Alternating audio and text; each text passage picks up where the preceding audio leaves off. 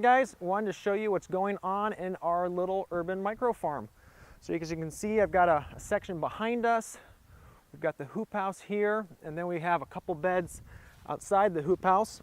And I'm just going to take you around and walk you through each one and show you what's going on. As you can see here, we've got the crops under covers.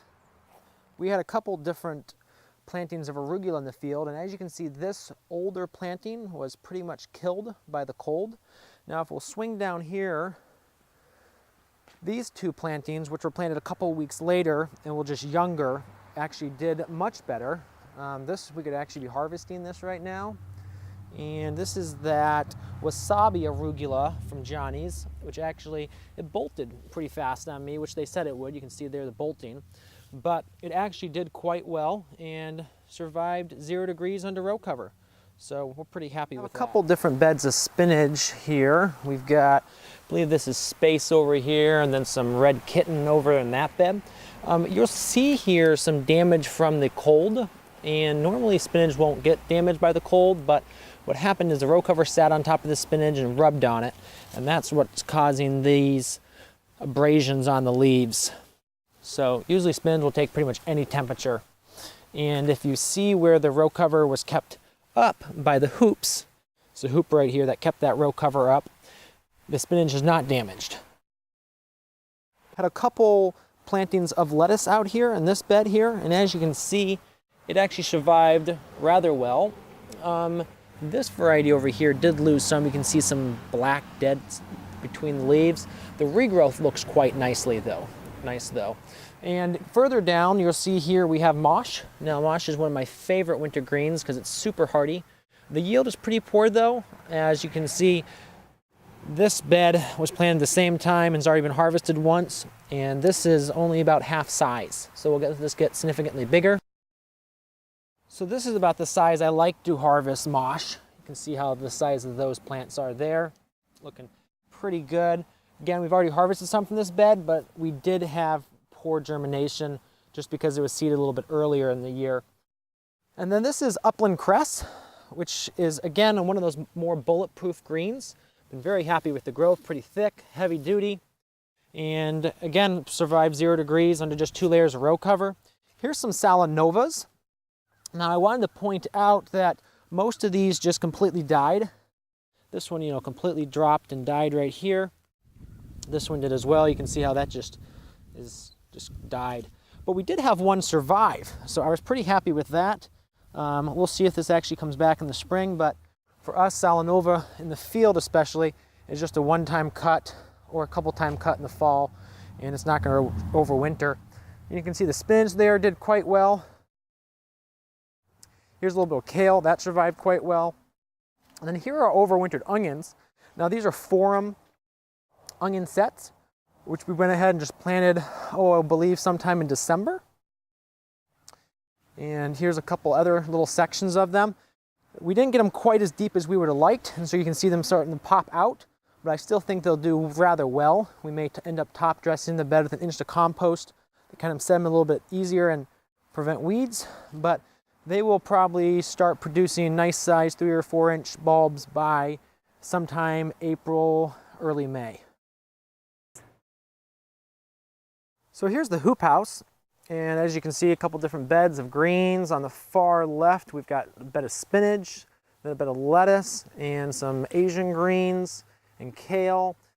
And then on this side, just another planting later planting of greens. So let's just walk right down. I'll show you different ones and what's going on.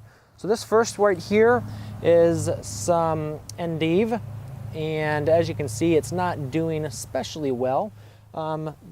The bigger area out here got eaten by a rabbit, and so this was the only little place that didn't get completely, knocked to the ground. So that's actually looking a little bit decent there. We like that because it's a little bit heavier leaf. It's a thicker, heavier leaf. Then we got some cress. Now this is more of a Persian cress type, not as hardy as the outdoor cress, and I don't like the growth pattern as well, just not as thick and heavy duty. This is another section of the Persian cress. Now, this right here is Tokyo Bacana. This is one of my favorite winter greens. We sell it as Asian lettuce, and it does quite well, produces quite well in the wintertime. Here's some peas. We were just playing around with planting a few peas in the tunnel for greens, and they did all right. We had some disease move in, so not super happy with that. These are those garnished peas from Johnny's. And then just some other greens down here. Here's a little section of arugula at the end. This next bed is a bunch of different mustards, and these are the lettucey mustards from Frank Morton's breeding program out at Wild Garden Seeds. I always really loved those. They do a really nice, thick, heavy, and they're actually really sweet. They're not really spicy at all. Here's a section of arugula. Had some disease move in, so not doing super hot. And some kale. Let's move over here to the next bed. This is a bed of lettuce. And again, we had some disease moving in on some different sections of the bed.